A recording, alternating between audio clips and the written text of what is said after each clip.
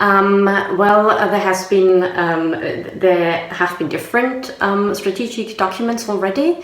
One that is very important, is still important, is the Digital Single Market Strategy for Europe, which was published in 2015 already, but it's still important. It's still a process that is ongoing. So the name indicates what the goal is, namely a digital single market. In this strategic document, more specific goals were spelled out, obviously. For instance, better access for consumers and businesses alike to digital goods, to digital services, creating a framework which makes it possible for digital networks to develop and digital services to develop, and also to make the digital economy grow. And there have been many policies that have been proposed. Not all of them have been adopted yet, but most of them, or many. Well-known ones are, for instance, the GDPR, the General Data Protection Regulation, the Copyright Directive, but there are also less well-known policies, also policies concerning parcel delivery services, because this is important for e-commerce, for instance. And also a regulation on unjustified geo-blocking, for instance, or regulation on cross-border portability, which makes it possible for users of Netflix or Spotify, for instance, to stream content wherever they are, also outside of the EU. So this is not blocked. There are many issues for users and businesses of a digital single market that were addressed. But in the meantime, there's already been a new strategic document, the Digital Compass. It was published in March this year, so this is like the newest one.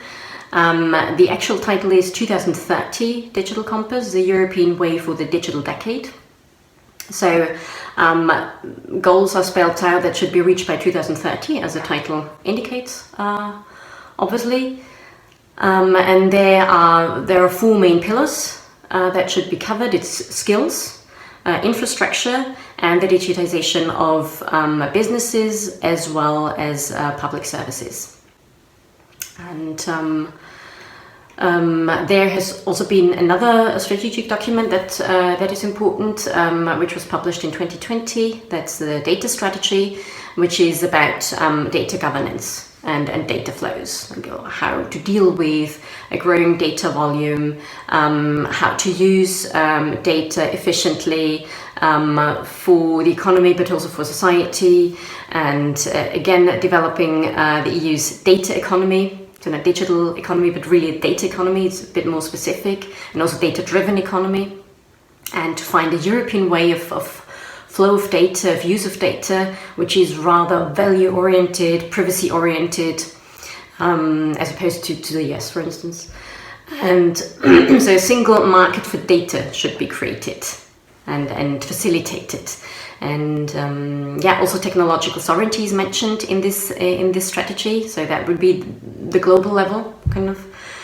And what is planned for this year, for instance, a specific policy that is planned, or proposal of a policy, is the Data Act that is planned for 2021 for this year, which deals with data sharing between businesses and also between businesses and governments. So those would be like the three very important strategic frameworks for dealing with digitalization.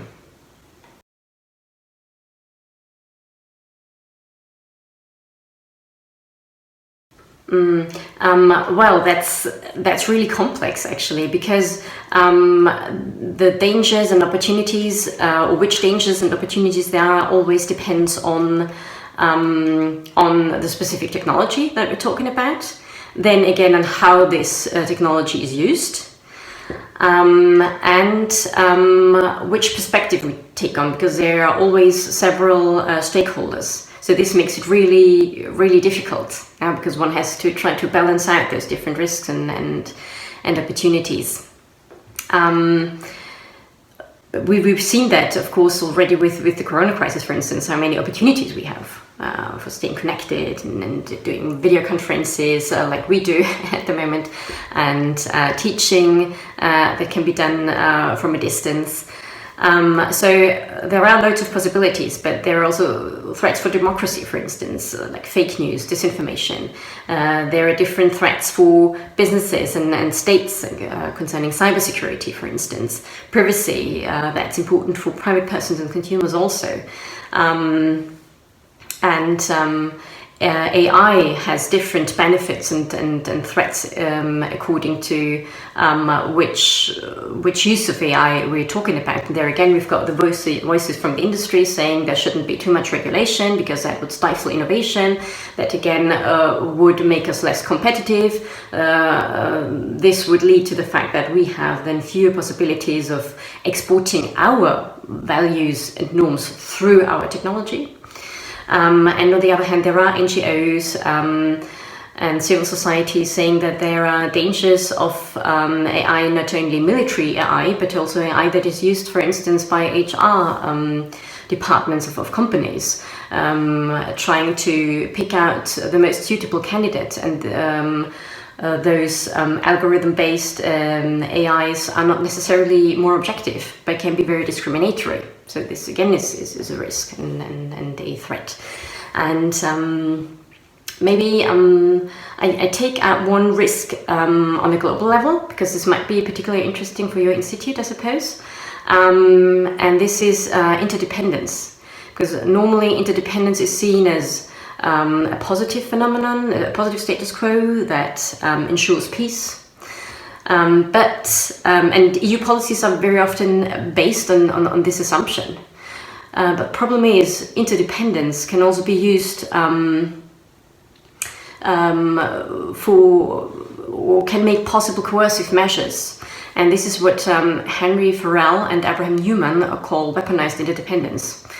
So what they do is they use network theory, and what they say is that there are central hubs. A central hub in digitalization could be, for instance, a big tech company. So those central hubs are normally in advanced economies, particularly in the US. There are many big tech companies, for instance, cloud providers, social networks. And through those companies, by using those companies, states can then have the possibility to use coercive power in two ways. They can use the panopticon effect or the choke point effect. So the panopticon effect means that they can use the companies to get information. So they use the data that those companies have collected, and those are vast amounts usually. Or the choke point effect, that would mean that they limit the use of those hubs, like of those companies, for instance, by another actor from another country. So to give you an example, this is what Trump did with Huawei, for instance, when he didn't give Huawei any access to semiconductor producers anymore. And semiconductors or there are not many semiconductor producers in China. So they are really dependent on US producers, and these supply chains that are very complex, and the production process especially the production process of computer chips actually is very divided, and this leads to high interdependence, which we could see with Huawei, for instance.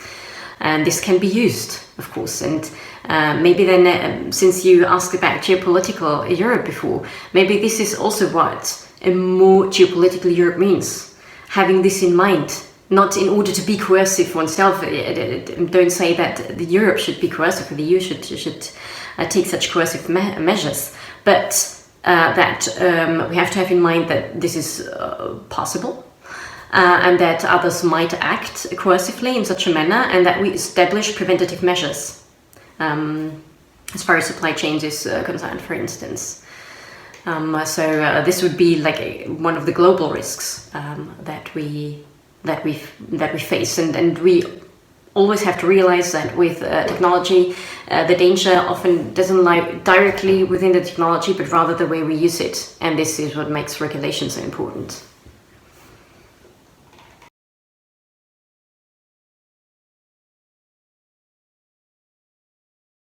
First of all, of course, the EU is a regulatory power, And the GDPR is a very good example, actually, of how the EU was possible to export its regulations successfully, which is what Anna Bradford called the Brussels effect, which means, I mean, there are two Brussels effects, actually, the de facto and the Euro Brussels effect, and both exist. Like the de facto Brussels effect would mean that big multinational corporations use EU regulation, which is the strictest rule, for also in other regions, because it makes sense for them. It makes more sense than having a different rule for each country, and then they have to act differently. This would also lead to more costs for them. So this would be the de facto Brussels effect. And the de jure Brussels effect exists also, meaning that other countries take EU regulation as their model, and they model their laws after the EU regulation, which happened in the case of the GDPR also in California, for instance. So we are regulatory power, you're right, but you're also right in raising this question, will this be enough in the future? Because if we see China, for instance, China exports its technology a lot, especially AI technology, facial recognition technology, and with this, it also exports its values and norms. And so this raises the question, if this isn't something that we also have to keep in mind, and that we also have to have our own digital giants, our big tech companies that export the technologies, and therefore also our values and norms with it. So this is a very important question, how this will work out in the future if we can continue being a regulatory power without having digital giants. So that's an important question. And there we are a little bit between the EU, between the US and China. China with a state-oriented model, US with a market-oriented model. We are trying to find a third way, kind of, because also we might have maybe more values in common with the US, but there are differences as far as privacy is concerned and security, where the US more focuses on security, we focus more on privacy, so there are differences. And I think what is important also is that we realize that there are not only the US and China.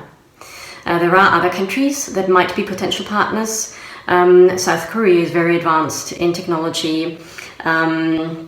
India has vast amounts of data, for instance, and there are many other, in particular Asian countries, where we could form alliances, which is definitely necessary. So acting alone is not really an option, because of the interdependence also. And another potential partner could be Africa. Of course, Africa is not very advanced as far as digitalization is concerned, but it's very important for Africa as well to develop its digital economy, but it would also be in our interest. And actually, as far as the planned comprehensive strategy with Africa is concerned, if you have a look at this strategic paper, there are different pillars, 5 pillars mentioned, or 5 partnerships with Africa, and one partnership is a digital partnership. So the EU already has this in mind, and I think this would also be an opportunity, because if we have a look at China, for instance, I mentioned that they export their technologies, and they particularly export it also to African countries, for instance, to authoritarian regimes even. One can imagine what that means, exporting facial recognition software to authoritarian regimes. And China is also very active as far as infrastructure is concerned. Not digital infrastructure though, but still. So we see also China is very active on the African continent. So I think we have to look out for partners in general, and alliances, and not only focus on the US and China.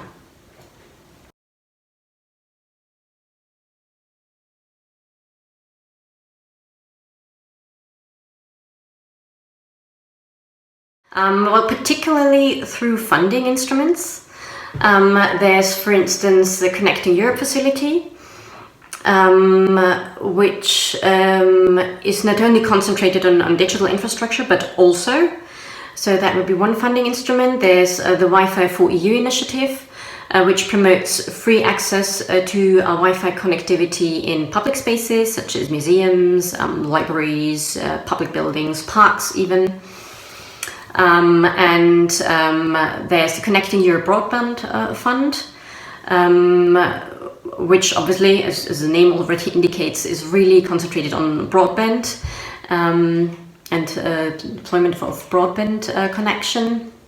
But the EU also tries to offer expertise and also to facilitate the exchange of expertise with the Broadband Competence Offices Network.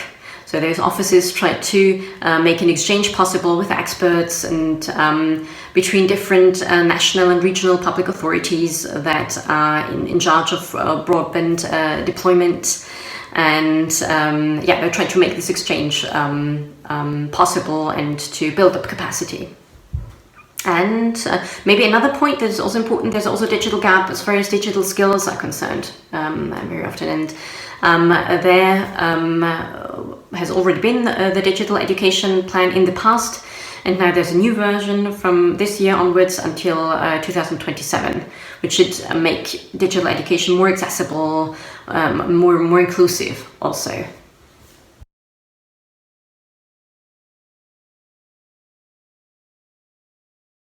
As far as the exchange with citizens, which is the goal or the purpose of the Conference on the Future of Europe, for this exchange, digitalization gives us further opportunities, of course, because virtual exchange is possible. On the one hand, digitalization makes that easier, but on the other, we have to we shouldn't forget what I've just mentioned, actually, that there are people with different digital skills or a lack of digital skills, so that it would not be possible for them to participate in a virtual exchange, or people that lack the digital infrastructure. So we have to make sure that also those people, maybe in particular those people, also have a voice. So that's one point. And then I think since one of the goals of the conference on the future of Europe is also to speed up decision making, and this would definitely be beneficial in many areas, of course, but I think maybe in particular in digital policy making, since in the digital arena there's high pace, there's much innovation, there are rapid changes, and then new risks and challenges pop up, and all those have to be tackled in a timely manner. So this aspect is also quite important for digital policy making.